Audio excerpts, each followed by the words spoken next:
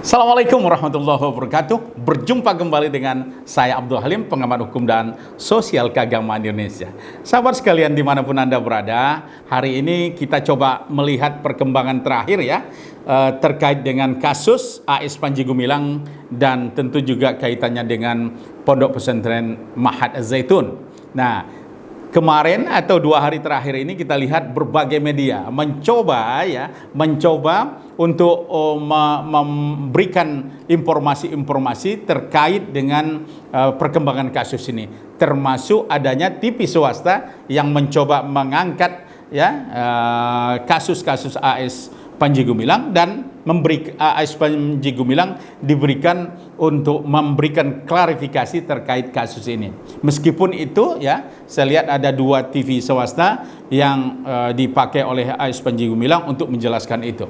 Tapi terlepas itu semua, sahabat sekalian, persoalan yang mendasar sekarang kita termasuk saya merasa bersyukur karena kasus ini sudah mulai mengkerucut kepada ranah yang semestinya, yaitu negara turun tangan untuk melihat kasus ini apakah nanti persoalan kasus ini bisa dilanjutkan dalam tahap dari mulai penyelidikan, penyidikan sampai pelimpahan kepada penuntutan, dan tentunya juga nanti biarkanlah pengadilan atau hakim yang memutuskannya.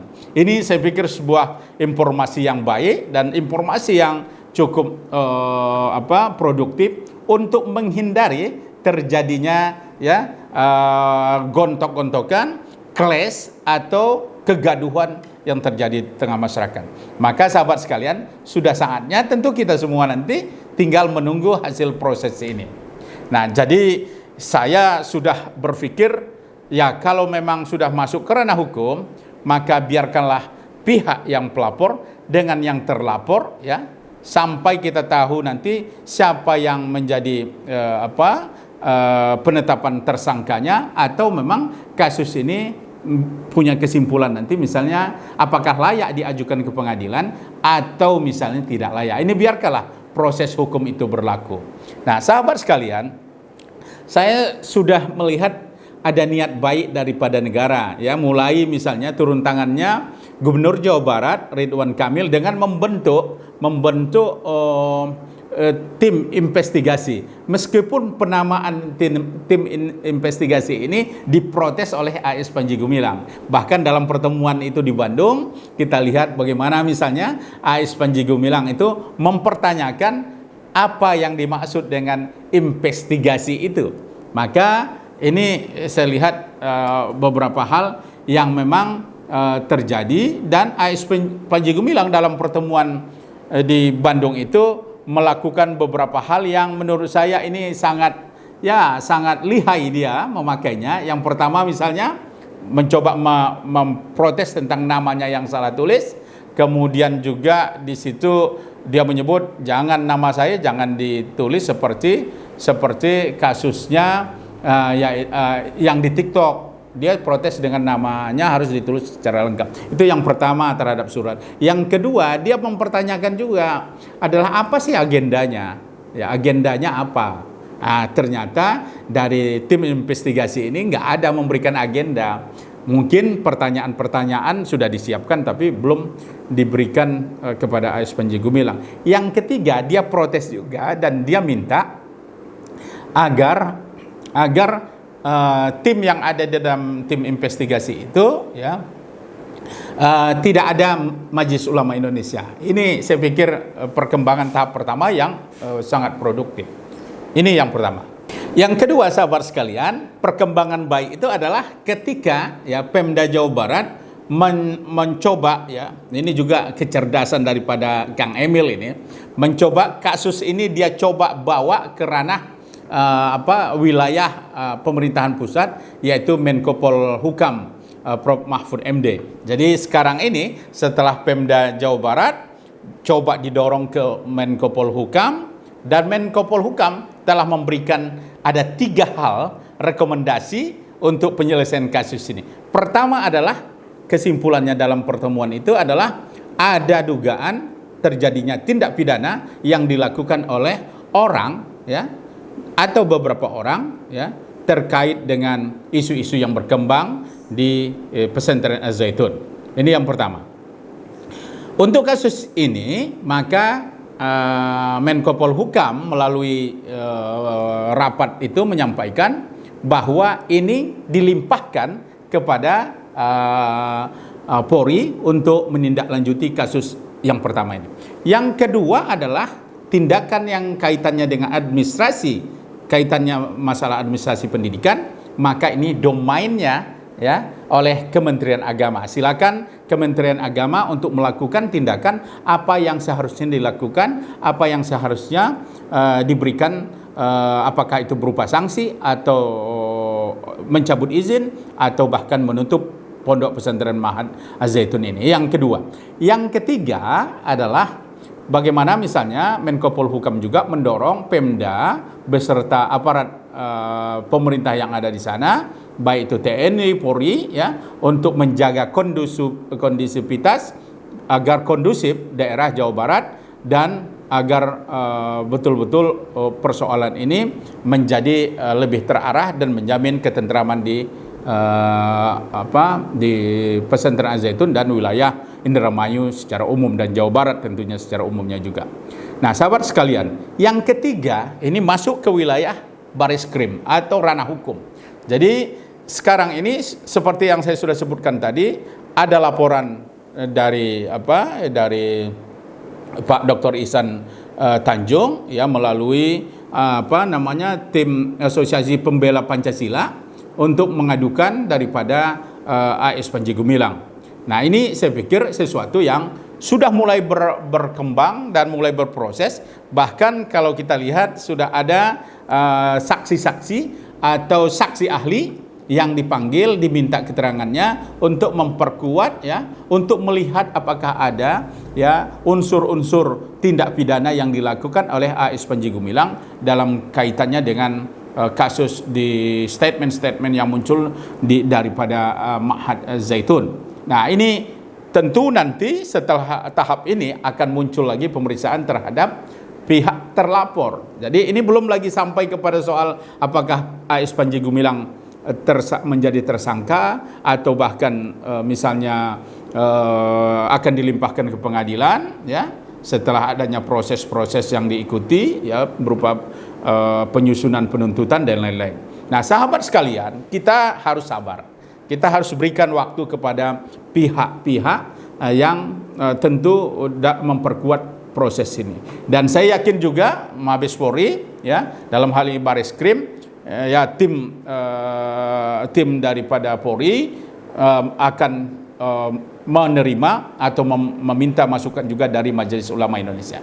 Jadi sebenarnya kalau saya lihat ya dari beberapa kasus itu Majelis Ulama Indonesia itu memegang peran penting dalam menentukan apakah sesuatu itu telah ajaran itu menyimpang atau telah terjadi penodaan agama. Ini yang menurut saya yang abai AS Panji Gumilang. Harusnya dengan adanya kasus ini AS Panji Gumilang itu kolaboratif saja dengan MUI, terlepas itu dia suka atau tidak suka, tetapi negara kita telah memberikan kepercayaan kepada ormas keagamaan ya yang namanya Majelis Ulama Indonesia. Jadi suka tidak suka, negara ini telah mengakui bahwa Majelis Ulama Indonesia yang kumpulan dari berbagai ormas-ormas keagamaan sebagai salah satu partner ya dan pihak yang selalu diminta oleh pemerintah ya untuk memberikan masukan, memberikan pendapat tentang segala sesuatu, terutama soal kaitan dengan penyimpangan atau penodaan masalah agama. Jadi rugi sebenarnya AS Panji Gumilang berkonfrontasi dengan pihak Zaitun. Tetapi saya memahami betul, ini kan ya mohon maaf, ini ada ego sektoral yang ada, ego pribadi lah kalau menurut saya dari AS Panji Gumilang, sehingga daripada dia menerima Majelis Ulama Indonesia, lebih baik dia menentang terus. Tapi nanti tentu bagaimanapun dalam proses hukum ini kita akan lihat siapa sebenarnya yang layak dikatakan bersalah atau tidak bersalah. Sahabat sekalian, kalau kita lihat di ranah di luar hukum, ini masih saja pendapat masyarakat itu terbelah kepada 3 aspek, 3 kelompok kalau menurut saya. Pertama adalah yang melihat kasus ini adalah betul-betul sebuah pelanggaran terhadap akidah Islam, ajaran Islam yang dinyatakan menyimpang dan sesat. Ini satu kelompok, dan ini telah muncul misalnya dari hasil Bahsul Masail PWNU Jawa Barat yang menyatakan AS Panji Gumilang itu bersalah dan sesat. Ini tentu hak mereka juga, dan kita tidak bisa melarang atau menyatakan paham yang mengatakan AS Panji Gumilang ini salah dan sesat itu adalah hak mereka dengan cara dan metodologi mereka ketika menetapkan sesuatu itu menyimpang atau telah keluar dari ajaran Islam. Ini tentu mereka punya metodologi, punya cara, dan punya sumber-sumber dalil-dalil yang mereka lakukan. Yang kedua adalah kelompok yang mencoba antara agak moderat sedikit. Mereka sebenarnya tidak setuju terhadap pendapat AS Panji Gumilang, tetapi juga tidak ingin AS Panji Gumilang itu dilakukan diponis salah atau sesat. Nah, kelompok-kelompok yang berada di tengah ini saya lihat adalah orang-orang yang sebahagian daripada tokoh-tokoh yang menganggap kebebasan menginterpretasi agama, kebebasan dalam memahami agama itu adalah bagian dari yang menyatakan bahwa mereka melihat ini adalah domainnya kebebasan beragama. Termasuk misalnya menganggap ini adalah HAM. Nah, ini pernah muncul juga dari beberapa intelektual kampus yang menyatakan, dan bahkan juga dari kelompok-kelompok yang non muslim mencoba ikut nimbrung dalam pembicaraan ini, mengatakan ini adalah hak daripada AS Panji Gumilang. Ini yang agak moderat. Yang ketiga adalah kelompok yang menyatakan bahwa AS Panji Gumilang itu tidak salah, tidak menyimpang, tidak sesat. Tentu ini adalah kelompok yang saya coba lihat berbagai komentar, berbagai di media-media dan beberapa tulisan. Ini adalah kelompok yang mendukung secara setia terhadap pemikiran dan tingkah laku dari AS Panji Gumilang. Bahkan kelompok ini terkadang beralasan bukan melihat dari aspek substansi yang disampaikan AS Panji Gumilang, tetapi selalu mengatakan ini adalah kebebasan, toleransi, dan kemudian silakan lihat perkembangan Al-Zaitun sekarang, datanglah ke lokasi itu, lihat misalnya pertaniannya yang maju, bangunannya yang maju.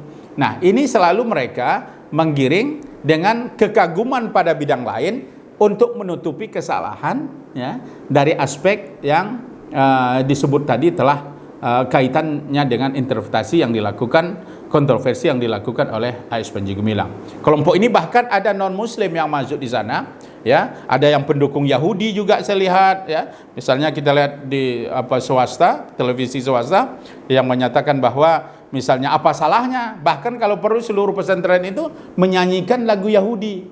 Nah, ini juga saya pikir sesuatu pendukung AS Panji Gumilang yang coba masuk kepada sebagai pendukung AS Panji Gumilang.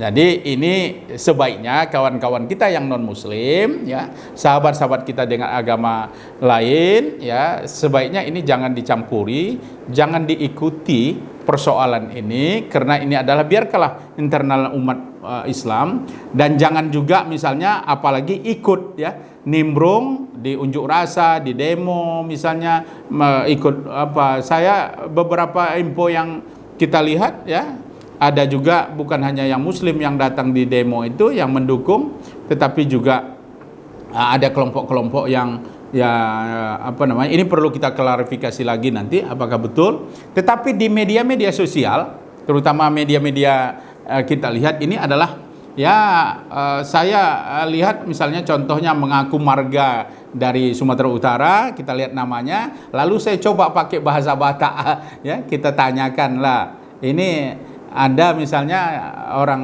muslim atau enggak. Jadi kita lihat dia itu nyata sekali bahasa-bahasa yang diapakan itu adalah dengan mengutip kitab-kitab agama lain dan segala macamnya. Bahkan ada konten kanal YouTube yang memang berasal dari agama lain yang coba membela terus tindakan daripada AS Panji Gumilang. Apakah itu salah? Nggak salah juga, tapi nyampurin urusan dapur orang lain. Jadi etikanya nggak ada.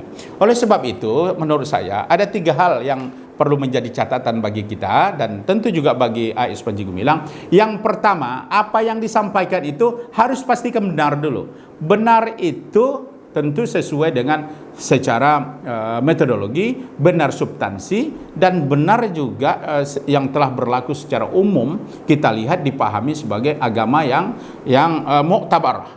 Yang pertama itu. Yang kedua, apa yang kita sampaikan itu juga harus baik. Jadi ada juga yang benar tapi kalau disampaikan nggak baik. Jadi ini contohnya ini. Mungkin benar bagi AS Panji Gumilang, tetapi begitu disampaikan nggak baik, muncul reaksi, muncul kegaduhan, dan muncul berbagai konflik-konflik ya, sampai berbagai unjuk rasa yang muncul, dan tentu ini nggak produktif. Yang ketiga adalah harus bermanfaat juga, bermanfaat pada orang lain, bermanfaat untuk semuanya. Sahabat sekalian, inti dari persoalan kita ini adalah sekarang kita kembalikan persoalan ini kepada wilayah hukum. Jadi masyarakat sudah bisa, saya pikir, untuk stop unjuk rasa, sudah bisa untuk tenang, dan kita serahkan kepada polisi untuk menyelidiki ini, dan kita serahkan kepada jaksa, kita serahkan kepada hakim di pengadilan apakah beliau ini bersalah atau tidak. Dan semua unsur hukum juga harus adil terhadap AS Panji Gumilang. Jangan dipaksakan. Kalau memang nggak bersalah, ya sudah. Tapi saya yakin betul beberapa aspek-aspek yang itu ada hal yang terlanggar oleh AS Panji Gumilang. Demikian saja. Assalamualaikum warahmatullahi wabarakatuh.